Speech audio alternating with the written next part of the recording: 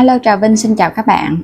Hôm nay thì mình chia sẻ cái cách làm bánh đúc gân nha. Bánh đúc lá dứa thơm ngon nè, dai dai giòn giòn, không có cần phải pha thêm phụ gia gì hết á, mà bánh ăn rất là ngon luôn. Thì bây giờ mời các bạn mình cùng vào bếp để thực hiện luôn ha. Đầu tiên là mình dùng một chén bột năng ha, 150g. Còn bên đây là 100g bột gạo nè. Thì cái phần bột màu trắng mình dùng 250 và 500ml nước cốt dừa. Tỷ lệ mình dùng là 1 lượng bột và 2 lượng chất lỏng.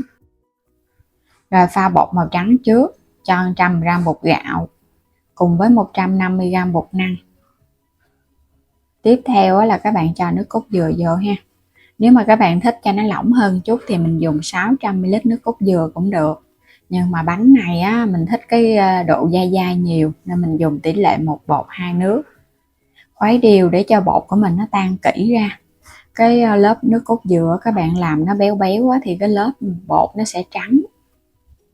Và ở đây là mình có một nắm lá dứa nha, khoảng 100g lá dứa già thì các bạn xay lên. Rồi cái lớp bột màu xanh mình cũng dùng 100g bột gạo. Bên đây là 150g bột năng, 500ml nước lá dứa nè, hồi nãy mình xay ra một nắm lá dứa là khoảng 100g. Pha bột màu xanh luôn ha, 100g bột gạo, 150g bột năng. Mình dùng tỷ lệ hai loại là bằng nhau luôn á. Màu trắng và màu xanh gì cũng bằng nhau luôn, đều là tỷ lệ 1 bột 2 nước. Xong rồi các bạn khuấy đều lên ha. Bột khuấy xong thì các bạn cứ để yên nửa tiếng. Bây giờ mình đi chuẩn bị cái phần nước cốt dừa nè, 300ml. Tiếp theo là mình có đường thốt nốt để mình nấu cái nước đường ăn cùng á, nó phải béo béo và ngọt thì mình ăn cái bánh này nó mới ngon. Và mình dùng ở đây khoảng 200g tùy các bạn ha. Chút muối nữa. Đường thì đập dập ra để cho nó nhỏ nhỏ thì nấu nó sẽ nhanh tan hơn. Thay vì các bạn để nguyên cục thì nấu nó lâu tan. Đập cho nó nhuyễn hết, mình sẽ cho hết vào trong chảo. Mình thêm muối vô nè. Có lá dứa còn đó nên là cắt vào trong đây khoảng lá. Rồi cái nước cốt dừa mình cho vô phân nửa thôi ha, còn lại chút nữa mình cho vào sau. Các bạn nấu cho đường này nó tan ra hết.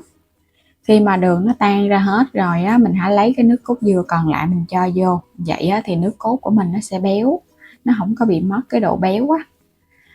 Mình làm kiểu này á, là nước cốt của mình rất là ngon. Rồi nấu cho nó sôi trở lại nữa cho nước cốt nó chín. Nếu mà thích sọt á, thì mình khuấy thêm chút xíu bột năng rưới vô. Quay trở lại phần bột, bây giờ mình khuấy đều nó lên nha. Rồi các bạn cho hết vào trong chảo cái lớp bột màu trắng nè. Mình thêm vào trong này muỗng canh dầu ăn để cho bột của mình nó bóng. Khi mà mình khuấy nó cũng dễ, nó không có bị dính. Lớp bột màu xanh cũng vậy luôn ha. Mình dùng đây là màu xanh lá dứa tự nhiên. Cũng thêm vào đây 1 đến 2 muỗng canh dầu ăn. Khuấy đều ở mức lửa thấp nhất nha. Mình dùng bếp ga thì các bạn chỉnh ở mức thấp nhất, còn nếu bếp điện thì các bạn chỉnh ở số 2/8. Khuấy nhẹ nhẹ thì lúc này nó vẫn còn lỏng lắm, các bạn cứ khuấy mình đẩy nhẹ nhẹ vậy nè. Lớp màu xanh cũng vậy luôn, mình nấu một lượt 2 bếp luôn cho nó nhanh nha, để chút nữa mình trộn lại 2 lớp nó mới đều. Lúc này các bạn sẽ thấy bột nó bắt đầu dính cái chảo rồi, nó hơi nặng nặng tay rồi. Mình vẫn tiếp tục khuấy nha, chứ đừng có để yên là nó bị ốc trâu á. Lớp màu trắng cũng vậy luôn. Màu trắng này mình cho nước cốt dừa nhiều nè, nên là bột của mình nó bóng, nó có cái dầu dừa đó, nó cũng thơm nữa. Cũng khuấy tiếp tục. Khuấy cái này thì nó hơi cực một chút, nhưng mà các bạn lúc đầu thôi, chứ một chút nữa nó dễ à. Mình cứ khuấy vậy nè. Lúc này rất là quan trọng nha, không có để yên là nó ốc trâu. Và mình chỉnh cái mức lửa thấp giống vậy nè, thấp nhất có thể luôn, để bột nó sẽ mịn, nó tan đều. Khuấy chút xíu bắt đầu các bạn thấy khối bột của mình nó quyện lại vậy nè. Lúc này thì mình có thể mình khuấy từ từ thôi, không cần phải khuấy nhanh đâu ha. Mình để chút xíu cái mình khuấy tiếp. Lớp màu trắng cũng vậy luôn. Mới thì mình sợ nó ốc trâu cho nên là mình khuấy đều đều. Còn khi mà nó đã tụ thành khối rồi thì khuấy chút xíu các bạn ngưng lại.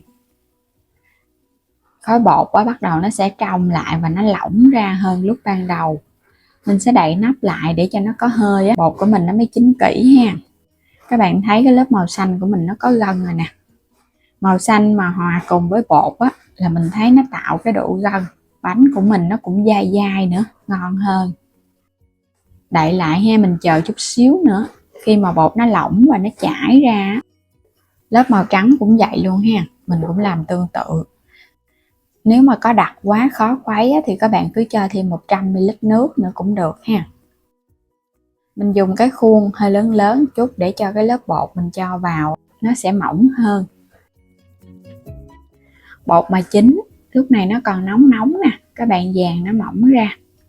Sau đó thì mình cho tiếp cái phần bột màu trắng lên. Hai cái mình trộn đều lại nè để cho nó ra cái gân á. Cái bước này rất là thích các bạn. Mình khuấy vậy nè để cho hai cái lớp nó hòa quyện với nhau, nhưng mà cũng đừng có làm nhiều quá ha, chút nó nhập lại luôn á là không đẹp đâu. Rồi lớp màu xanh quá trời đẹp luôn, nó có gân kết hợp với màu trắng nước cốt dừa nữa. Làm vừa thôi ha, mình thấy nó vừa là mình được rồi. Úp nó qua bên đây, mình thoa ở bên dưới miếng dầu trong cái bọc ni lông cho nó đừng có dính. Dàn thật là mỏng, thoa nước vào trong tay, các bạn đập cái bột cho cái mặt bột nó phẳng á, nó láng ra thì chút nữa mình cắt bánh nhìn nó hấp dẫn hơn ha. Rồi bây giờ cứ để yên chờ cho nó nguội hẳn. Khuôn bánh nãy giờ mình để 1 tiếng đồng hồ nó nguội thì nó cứng hơn rồi đó. Hoàn toàn từ bột, không cần phụ gia hay là nước tro tàu gì hết, cũng không cần nước vo trong nữa, mà bánh của mình nó dai dai nhìn rất là thích luôn. Làm cũng không có cực gì đâu các bạn, chỉ là cái lúc đầu mình khuấy nó hơi lâu một chút thôi à. Đó, cắt miếng bánh ra, ở bên trong nó có gân xen kẽ nè.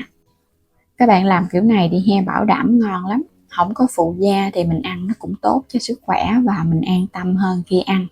Còn mua ở ngoài á, thì sẽ chắc chắn là sẽ có nước vôi trong và hàng the để tạo cái độ gân và dai giòn cho bánh. Mình cắt ra những cái miếng nhỏ nhỏ rồi cái xóc nó lên, nhìn bắt mắt thì ăn nó cũng ngon miệng ha. Nước đường thì nguội hoàn toàn luôn rồi. Mình xóc nó ra rồi cái cho thêm một ít đậu phộng rang lên nè. Đó, vậy là đã hoàn thành xong cái món bánh đúc gân lá dứa rồi. Dai dai giòn giòn, có gân, nhìn rất là bắt mắt luôn. Lâu lâu mà các bạn thèm ngọt ha, mình làm cái món bánh này đi, ăn một hơi mấy dĩa luôn á. Bột á, nó thơm mùi lá dứa nè, kết hợp với cái độ béo từ nước cốt dừa. Rồi cái mình chấm thêm cái nước đường thốt nốt nữa các bạn. Ngon dữ lắm luôn. Mình thích ăn ha, cho vào trong dĩa cái chan lên nó ướt đẫm cái nước cốt dừa đường. Hoặc là các bạn chấm trực tiếp vô, nó ướt đẫm thì mình ăn nó mới ngon. Cái đường thốt nốt các bạn nấu lên nó ngọt dịu chứ nó không có ngọt gắt đâu, nên là các bạn ăn nó không có bị ngán ha. Rất là dễ ăn, một món bánh đúc gân lá dứa. Dai dai giòn giòn, béo béo thơm thơm nè. Bây giờ mời các bạn cùng thử với mình ha, bánh đúc gân lá dứa theo kiểu đơn giản nhất. Ngon quá các bạn. Bột thì nó dai mềm, bột thì nó dai nè ha, nhưng mà nó có cái độ giòn vừa phải thôi, chứ không phải mà nó giòn sực sực giống như là các bạn có hàng the đâu. Nên là mình ăn vậy á, mình thấy cũng ngon rồi. Bỏ vào trong ngăn mát tủ lạnh đó các bạn, lấy ra mình nó lạnh lạnh á thì nó giòn giòn nhiều hơn và nó dai nhiều hơn. Bánh ngon quá chừng luôn. Theo công thức này thì mình thấy ai cũng rất là thích, vì mình ăn nó tốt cho sức khỏe nè, có lá dứa cũng tốt. Bây giờ thì cảm ơn các bạn đã theo dõi hết video của mình nha. Nếu chưa đăng ký thì bấm đăng ký ủng hộ kênh và mua thêm các sản phẩm ở trong kênh ủng hộ mình với nha. Bây giờ xin chào và hẹn gặp lại các bạn ở những video tiếp theo.